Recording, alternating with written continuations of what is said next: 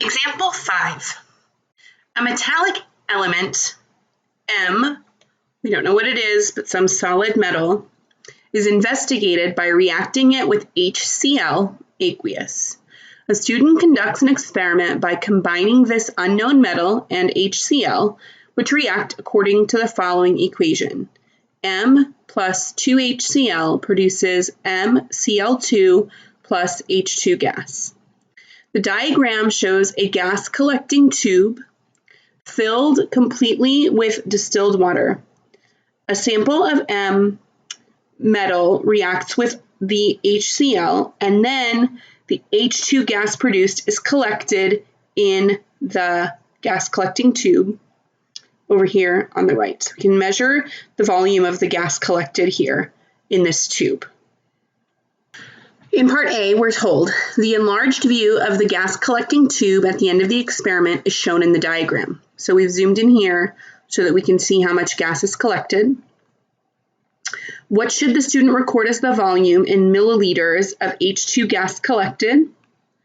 Part B, in the laboratory, the temperature is 295 Kelvin and the total pressure in the gas collecting tube is 748.6 millimeters of mercury. If the vapor pressure of water at 295 Kelvin is 19.8 millimeters of mercury, determine the pressure of the H2 gas in the gas collecting tube. And part C, how many moles of the gas are collected at that lab temperature? All right, in part A, we are given an enlarged view of the gas collecting tube, and we are asked to record the volume of the gas collected. So I've zoomed in really big here. We can see the meniscus line. This is the meniscus line of the water, right? But we have to remember that originally this tube was full of water.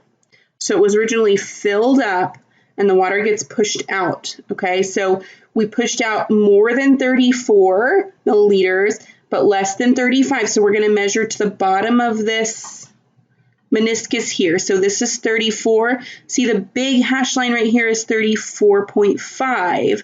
So it's less than that, okay? So the gas collected should read anywhere in the range of 34.35 to 34.40. I would say the bottom of that line is right there at about 34.40 milliliters.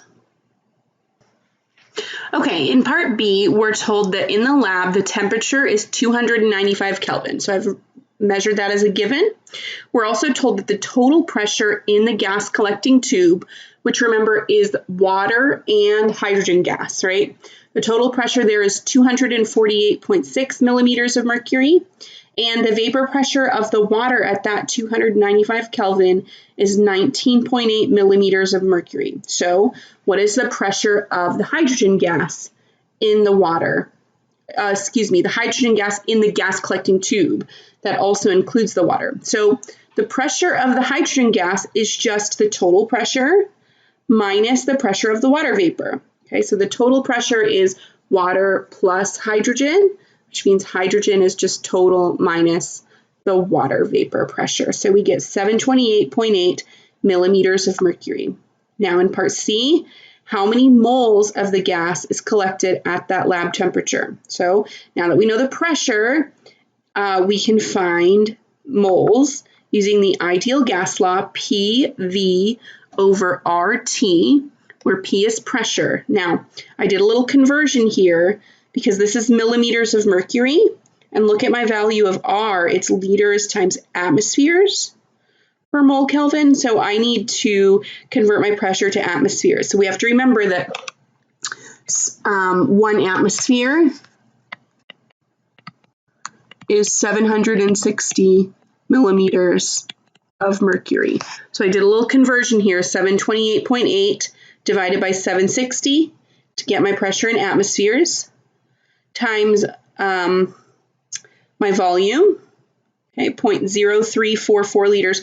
Remember, in part A, we found that the volume that the hydrogen gas occupied in the tube was 34.4 milliliters, which is 0.0344 liters, divided by R with proper units, multiplied by the temperature in the room, 295 Kelvin. And just again to show our units canceling here, liters, and we're left with 1.36 times 10 to the minus 3 moles of hydrogen gas.